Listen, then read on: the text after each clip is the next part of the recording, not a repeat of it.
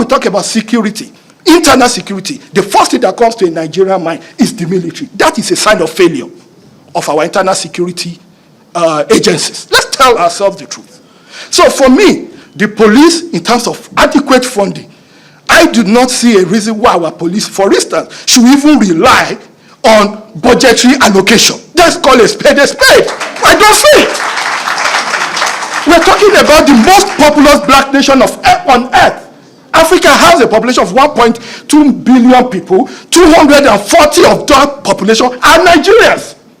And you have a police that depends on budget, capital release, and all these things, and you think we will be efficient. Sir, my brother Ben, I have utmost trust in your coordination as chairman of this council. For if we have an opportunity now to get it right.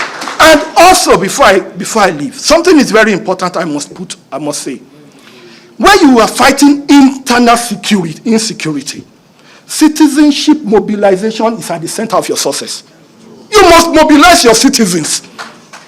Because everybody must not see this as an APC problem. Nobody must see this as President Bola Ahmed Tinubu's problem. We must not see it as a government problem. We must see it as our problem. Every criminal has a neighbor. So, in terms of citizenship mobilization, we must sit down, look at our laws, and be able to organize and be able to work on that. And also, let me say this. When you are talking about security, there are some of our agencies that were formed under the military, that the rationale and the justification of their formation at this stage has moved beyond that. We cannot continue to service agencies that are not meeting our needs in the 21st century. I'll give you an example. The Road Safety Corps today has almost about 28,000 officers paying salary. And police are being put, you see, on our road to secure the road, to do this, it is still the same police force. The same police force that will run after armed robbers, that will run after this, and you are paying 28,000 people.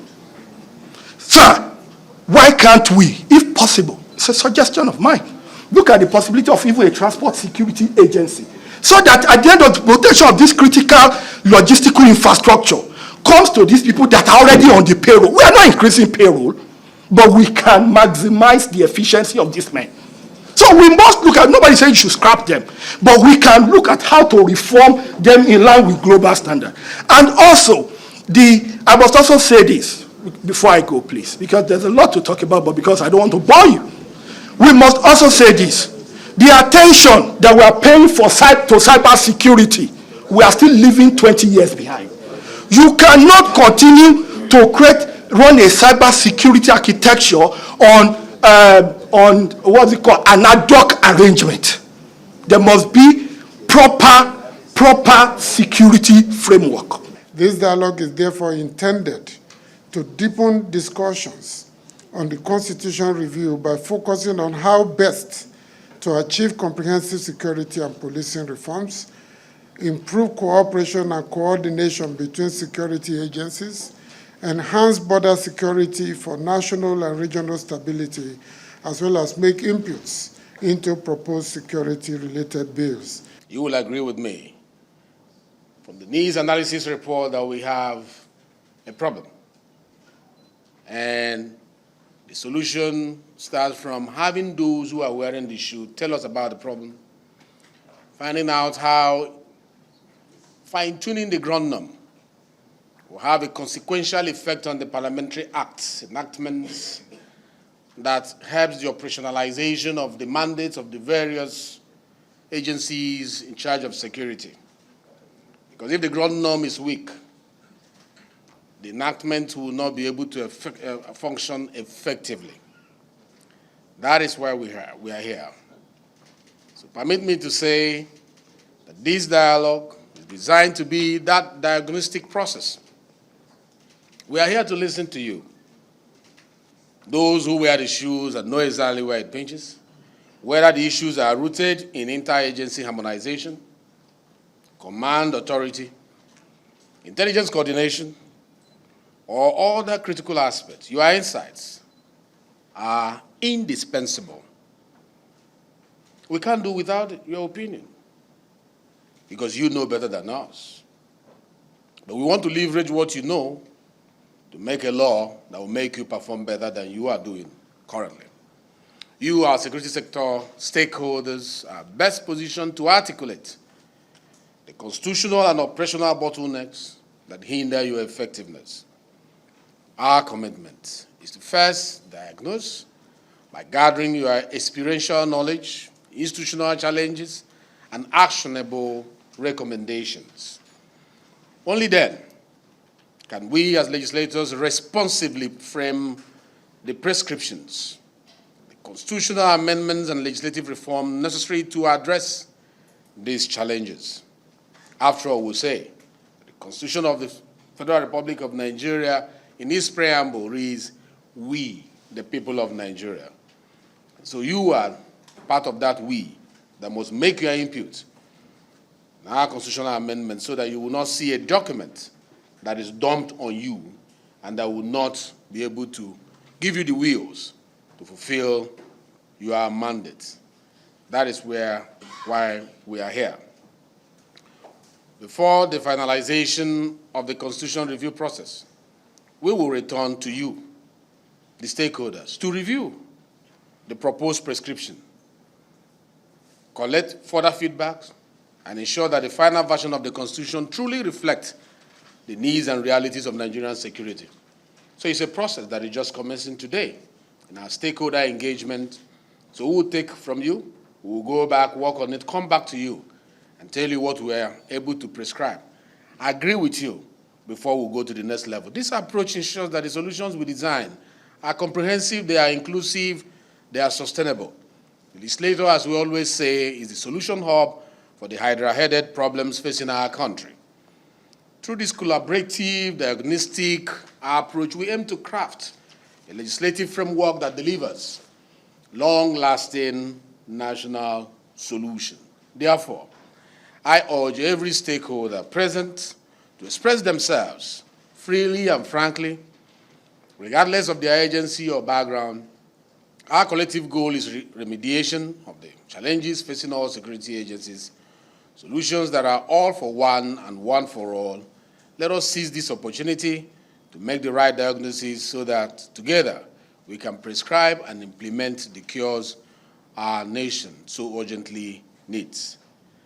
In closing, today's dialogue aims to achieve the following. Number one, advance the ongoing constitution review process focusing on security and policing reforms. Number two, facilitate interagency collaboration for a unified approach to national security. Number three, discuss and refine legislative proposals, particularly those on state policing and intelligence coordination. Number four, enhance border security strategies and promote regional stability, encourage robust public engagement and stakeholder input. The list of thanks is so much, but let me conclude by saying thank you for the work you are doing for the Federal Republic of Nigeria in your various agencies. We pray for the armed forces, we pray for all the security agencies. The work you are doing has been massive. We appreciate you, and we want to encourage you to do more. And if there's any way the Parliament will help, this is one of the engagement. This engagement we're having is one of the ways to help. But if there are other further ways the Parliament will help, we are always keeping our doors open. Our national experience has shown that neither centralization nor fragmentation alone can secure the vast and diverse territory of Nigeria. The growing agitation for state police, the complex demand of cybercrime, cyber security, and the urgent need for efficient intelligence sharing among agencies all point to one truth. Our constitutional framework must evolve or risks becoming a danger to the very unity it was meant to protect. Security in the 21st century is cooperative, non-competitive. Terrorism in the northeast, banditry in the northwest, piracy in the Gulf of Guinea, Palmer-Hedges clashes in the Middle Belt, and separatist agitation in the south, east, all share one characteristic: they transcend the capacity of any single agency or tier of government. Security and constitutional order are inseparable. A resilient, inclusive, and forward-looking constitution is one of our most effective tools in preventing the conditions that give rise to insecurity. The Constitution is not just a legal document. It is the bedrock of national unity, justice, and stability. In our diverse and complex society, the Constitution must continue to evolve to reflect the will, hope, and challenges of the Nigerian people. At the Office of the National Security Advisor, we understand that addressing national security requires more than just a kinetic approach. It involves addressing grievances, protecting human rights, fostering trust between citizens and the state, and ensuring that every Nigerian, regardless of ethnicity, religion, or region, feels a sense of belonging. These are all constitutional issues. I commend the National Assembly and all stakeholders here today for initiating this dialogue. It is only through inclusive, consultative, and transparent processes such as this that we can truly build a constitution that strengthens our federation and enhances our national security.